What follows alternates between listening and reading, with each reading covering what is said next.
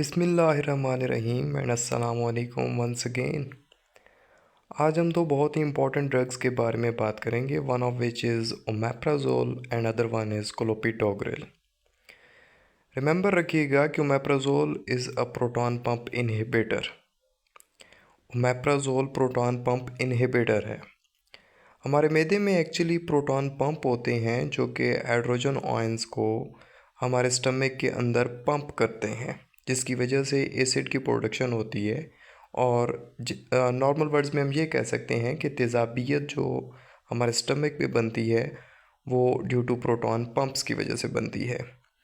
तो जिनके स्टमक में एसिडिटी ज़्यादा हो तो उसके लिए हम यूजली ओमेप्राजोल यूज़ करते हैं। और ओमेप्राजोल क्या करता है कि वो जाके प्रोटॉन पंप को इनहिबिट कर देगा। तो हाइड्रोजन आयंस मज़ीद स्टमक के अंदर नहीं आएंगे, और जब हाइड्रोजन आयंस स्टमक के अंदर नहीं आएंगे तो HCl की प्रोडक्शन नहीं होगी और इस तरीके के साथ एसिडिटी कम हो जाएगी। सेकंड जो इम्पोर्टेंट ड्रग है वो है clopidogrel. Clopidogrel actually anti platelet है। ये हमारे ब्लड को क्लॉट होने से बचाती है, और इसको मोस्टली हम उन पेशेंट्स के अंदर यूज़ करते हैं जो you can say myocardial infection हुआ हो जिनको, या जिनको पैरालिसिस का इफ़ेक्ट हुआ, पैरालिसिस हुआ हो, तो उनके लिए हम क्लोपिडोग्रिल यूज़ कर सकते हैं। Simply you can say heart attack के पेशेंट्स को प्रोफाइलेटिकली हम क्लोपिडोग्रिल देते रहते हैं। अब इम्पॉर्टेंट चीज़ जो हमने याद रखनी है वो ये है कि these two drugs shouldn't been taken together.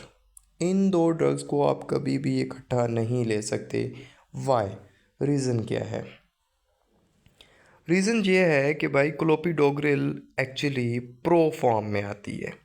It is a pro drug.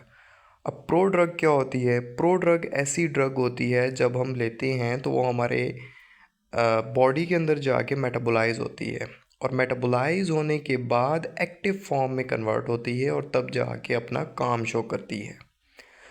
तो हमारे बॉडी में लिवर में एक एंजाइम होता है जिसको हम CYP2C19 के नाम से जानते हैं। ये बेसिकली क्या करता है कि क्लोपिडोग्रिल को मेटाबोलाइज करके उसके एक्टिव फॉर्म में कन्वर्ट करता है, और वो वाली एक्टिव फॉर्म जाके शो करती है एंटी प्लेटलेट इफ़ेक्ट।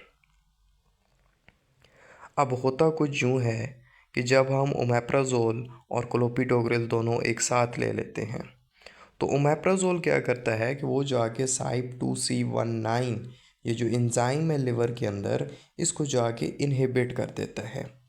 जब ये CYP2C19 जा इनहिबिट हो जाएगा तो क्लोपिडोग्रिल अपनी एक्टिव फॉर्म में कन्वर्ट नहीं होगा, और जब वो अपनी एक्टिव फॉर्म में कन्वर्ट नहीं होगा तो वो एंटी प्लेटलेट इफ़ेक्ट भी शो नहीं करेगा।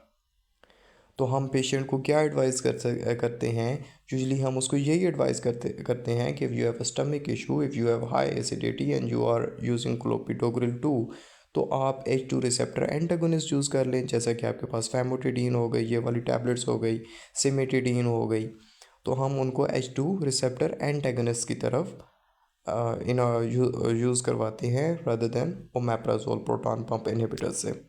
तो remember once again, clopidogrel and omeprazole or other proton pump inhibitors shouldn't be taken together with clopidogrel.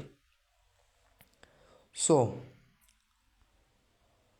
thank you and Allah Hafiz. I hope you will get it.